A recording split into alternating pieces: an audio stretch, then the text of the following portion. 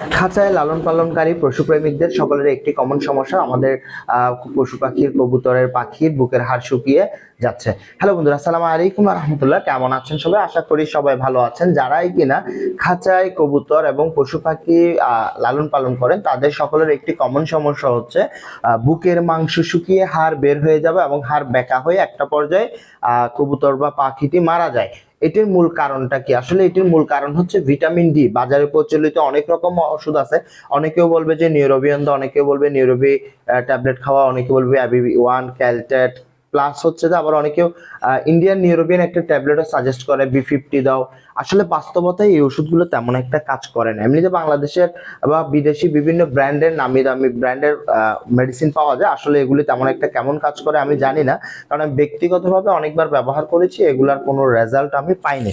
তো যেভাবে আমি রেজাল্টটা পেয়েছি আপনাদের সাথে সেটাই শেয়ার করব, যেটা আমার ব্যক্তিগত অভিজ্ঞতা থেকে।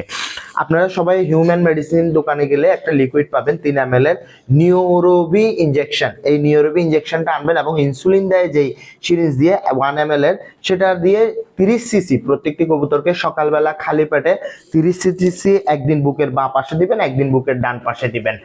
মনে রাখবেন, একদিন বাঁ পাশে একদিন ডান পাশে দিয়ে ভালো করে ইনজেকশনটা দেওয়ার পর 30 cc দেওয়ার পর ভালো করে ম্যাসাজ করে দিবেন।